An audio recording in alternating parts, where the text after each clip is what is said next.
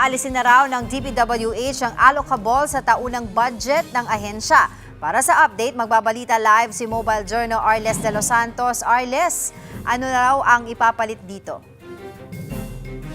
Angela, wala ng allocable funds. Ayan ang kinumpirma ni Secretary Vince Dizon bilang bahagi ng reforma sa ahensya ngayong 2026.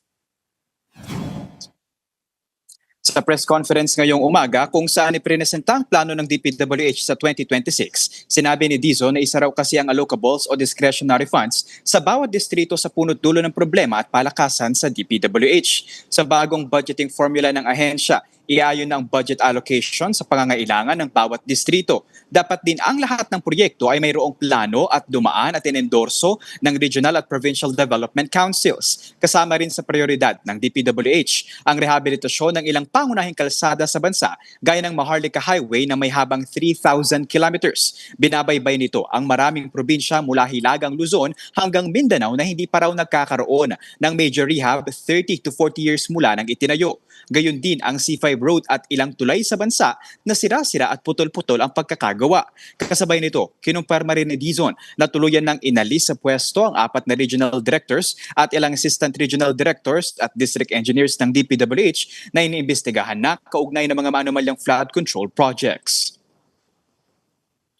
Angela, alam mo kanina ay tinanong din natin kay Secretary Vince Dizon ang plano ng ahensya sa tinatawag ng Cabral Files. Ayon sa kalihim, kailangan daw na dumaan ang mga dokumentong ito sa forensics audit para nga masiguro na hindi binago o tinamper o inalis ang ilang mga bahagi ng mga papeles at dokumento na ito. Base na rin daw ito sa napag-usapan nila ni Ombudsman Boyeng Remulla at yung mga dokumentong ito ay nasa kustodiya na ng Office of the Ombudsman ilang araw pa lamang mula nang pumanaw si dating DPWH Undersecretary Maria Catalina Cabral. Angela.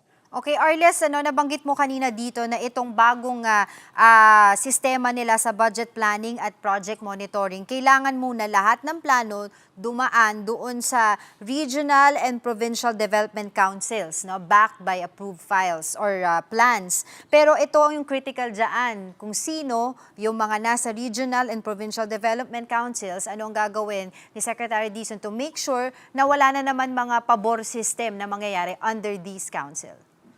So itong mga proyekto kasi na ito, Angela, yung mga pumapasok sa NEP, ito yung mga dapat daw na suportado talaga ng mga pag-aaral at ng mga plano. Yung lokasyon nito, saan ba ito nakalagay at paano nga ba, gaano nga ba katagal ang magiging paggawa sa proyekto at higit lalo kung anong panahon ito gagawin. So kasama sa mga pagbabagong gagawin dyan ay yung pagbabago nga ng mga nakaupo sa ilang mga regional offices ng ahensya, kaya may mga sinibak na mga regional directors na ngayon nasa ilalim na rin ng investigation.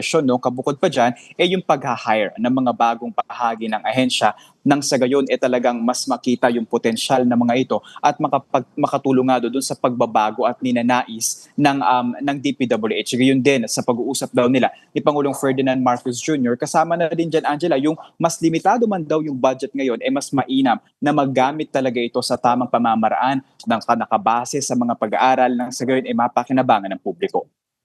Alright, maraming salamat sa iyong oras, Mobile Journal, Arles de los Santos.